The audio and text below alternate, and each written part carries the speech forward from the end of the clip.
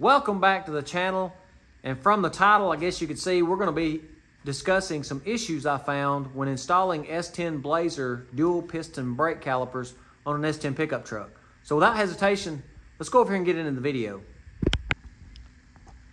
Okay, in the last video we were comparing the POR 15 caliper paint to the VHT caliper paint, and I had noticed something when I took the wheel off and started taking this caliper off.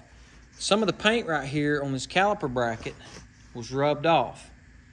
Now, when I got to looking, take you over here to the wheel, I noticed that if you can see, let me get it in a good focus where you can see it right here, the scuff marks. It almost looks like it's in the bend of the wheel. It's made that way, but it's not.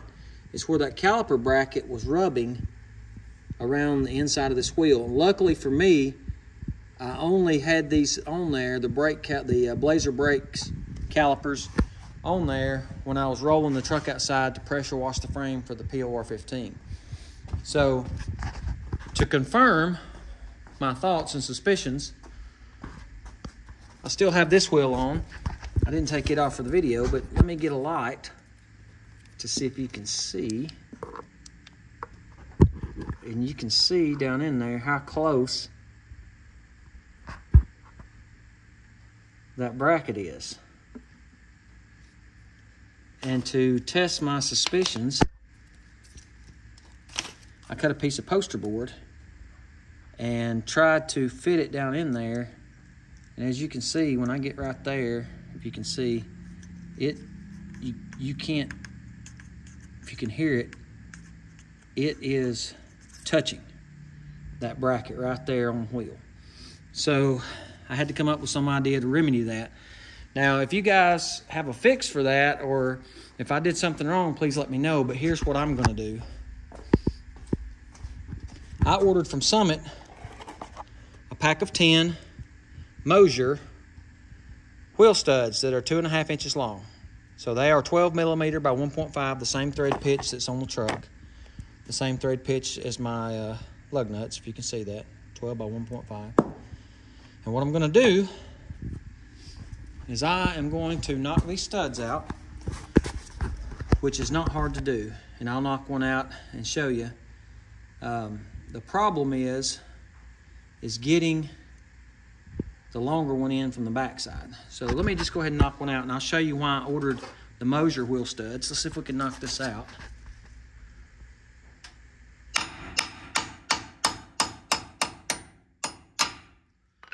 It doesn't take much to knock these out, and it'll come out. Now, I've already tried this. I've cut one out, or knocked one out, and took one and cut one out of the pack, and I'll show you what I was talking about.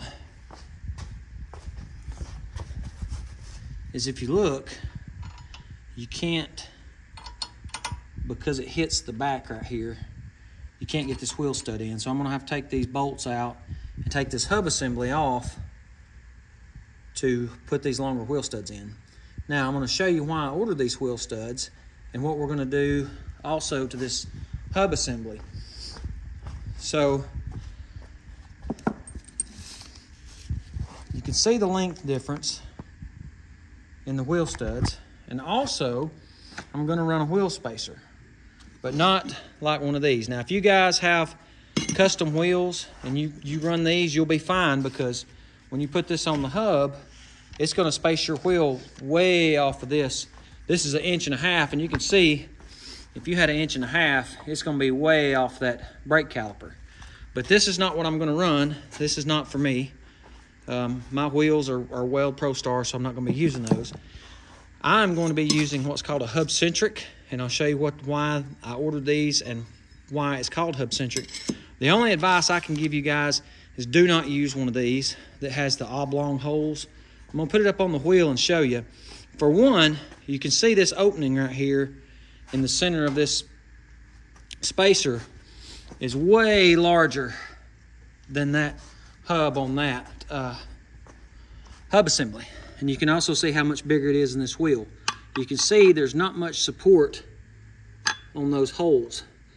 It gives it more room to kind of slop around. So my advice, don't use this type of wheel spacer. So what I ordered was called a hub-centric wheel spacer. Let's go over here to the truck and I'll show you why we call it a hub-centric. So this hole is just a little larger than this hub.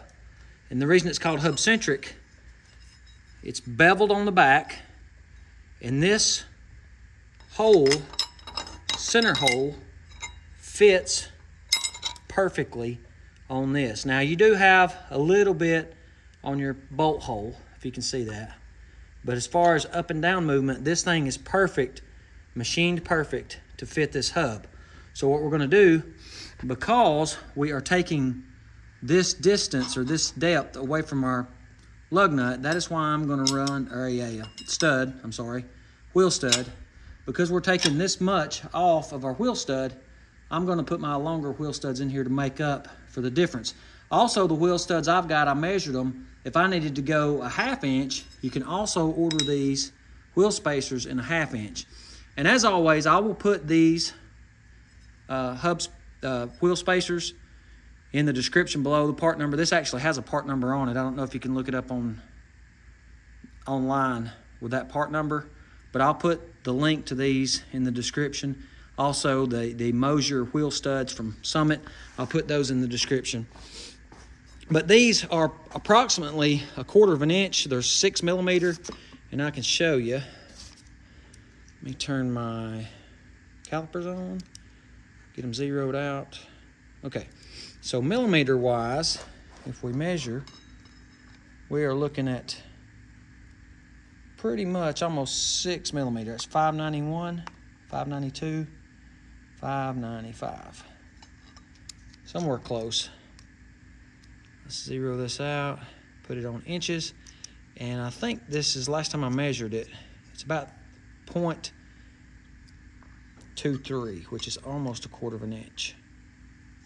And I must have flipped it back over to metric. Let's try that again. Yeah, so 0.23, 0.25 is 1/4 inch.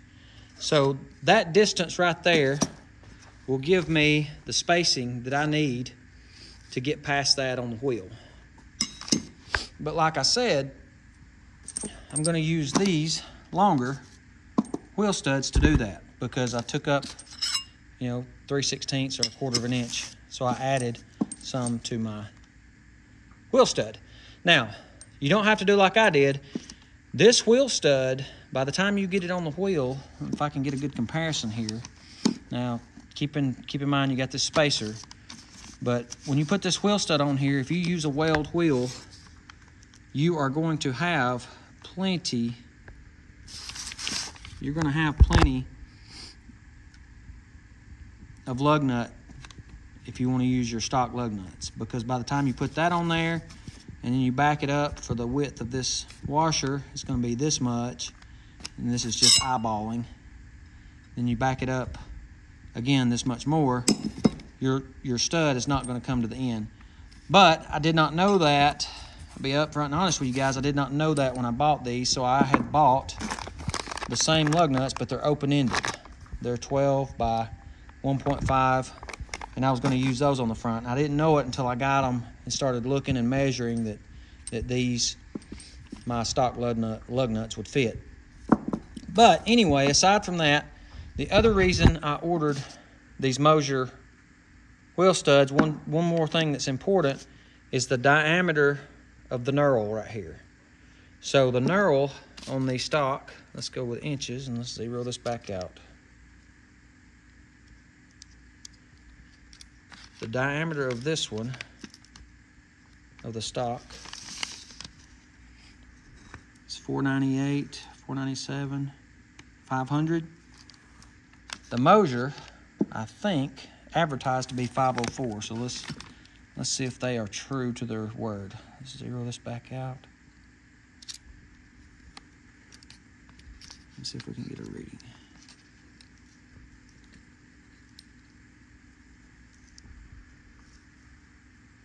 .504. Moser is dead on. Now I could spin this and probably get a little more out of it, but I can't do that with one hand. But 504 There's a 500. 510, I think I got it up in the flat. Let me get it down here. Yeah, I mean, it's gonna be close. But you don't want this to be too big because you surely don't want to be drilling out that hub with a drill. So let's go over here, get set up, get the wheel studs knocked out. I'm gonna knock them out while they're on the truck, so it'll give me something to brace it on. We'll get these knocked out. You saw me knock this one out. It doesn't take much. We'll take the hub assembly off. We'll get these put in. I'll show you how I put them in. We'll get them put back on the truck so we can run our wheel spacers.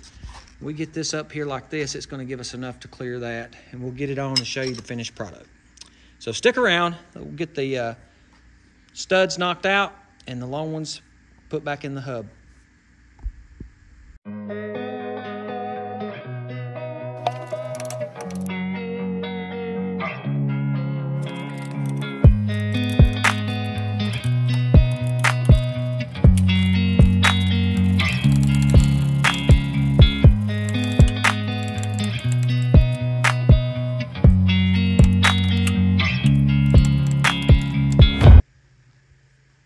Okay guys, we got the hub off. I've just got it sitting in the vise. I don't have it clamped down real tight. I don't need that. And I'm going to, now I have room to get my stud in, as you can see. They make a tool that you put a lug nut on here and you pull it up, and I'll put a picture of it up here right now. As you can see, it's tapered, and your lug nut will actually fit down in it, and it pulls it up. Some of them even have a bearing. But what I'm going to do, get you back on here, what I'm going to do is I'm going to put this through, and I've dug up all the washers that I could find, and it's actually 12. I'm going to stack these washers on here. I'm going to take my lug nut, and I'm going to screw it down on here, and I'm going to try to see if this will work. And if it will, guys, feel free to use it. But it'll keep it square. It'll keep your stud square, and it will pull it up in there. So let's see if we can put this lug nut on here. Use our good old trusty impact to get this on. So here we go.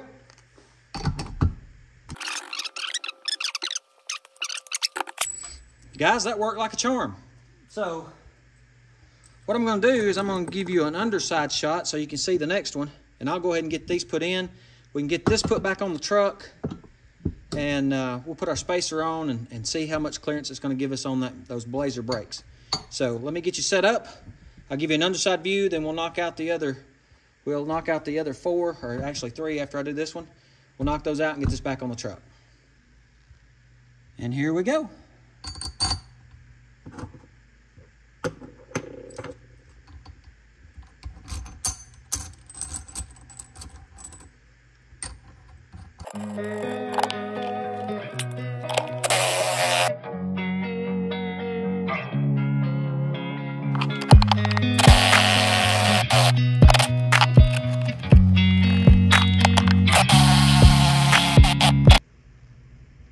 And there you have it, guys. I used the washers that I showed you to space my lug nut, and I tightened all of these studs, pulled them through. I didn't have to beat on this bearing and cause any kind of damage, potential damage to the bearing. I pulled them up using an impact, snugged them right up. So the knurl on this is perfect. It won't, it'll prevent these from spinning when I go to put my wheels on. So now I'm going to put this hub assembly back on the truck. I will put the caliper back on. We will install the hub-centric spacers, put our wheel on, and see how much space we got. I think this is going to be more than enough. Tech tip, I am going to be using some 243 Loctite on the bolts that holds this to the wheel. These are wheel assemblies. These are critical components, as well as the brake bolts. I will be using blue Loctite, so I don't want any of this to come loose. So just a good idea, if you got some of this laying around, put some on there. So I'm going to spare you the details about installing this hub. The next upcoming shot you will see is we'll have this on, we'll have the caliper on, we'll put this hub-centric spacer on, put our wheel on, and see how much space we got. This is going to be plenty, so stay tuned for the final assembly. Okay guys, one last thing. Let me show you why I'm having to use a wheel spacer.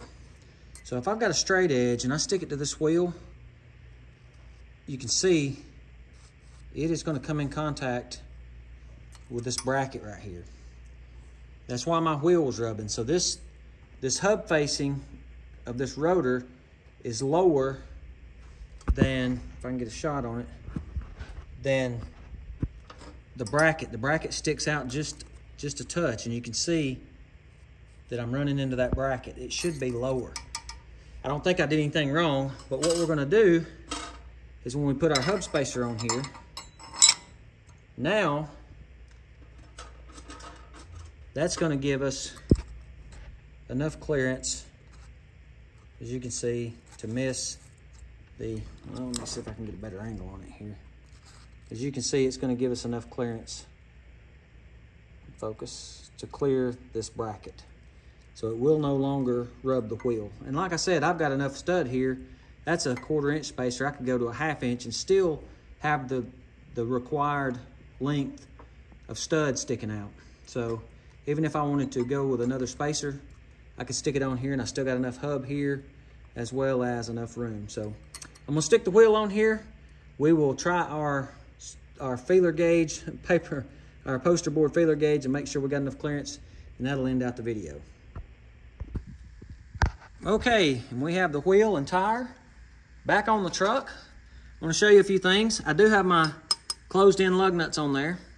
I ordered these thinking that the studs were going to stick out. I was wrong, so I didn't send them back. I wanted to go ahead and stick a pack on here, or a couple on here, and show you that you have plenty. If you notice how far in that Allen wrench goes, you have plenty of closed-in lug nut left for that stud with a 6mm or a 1/4 inch spacer. Now, before, you could see, if we look down in there, you could see before we couldn't even get a piece of poster board in there. But as I rotate the wheel, you can see there's plenty of space. So I've got a paint paddle. Let's rotate it up here where it's the closest. And as you can see, that paint paddle clears.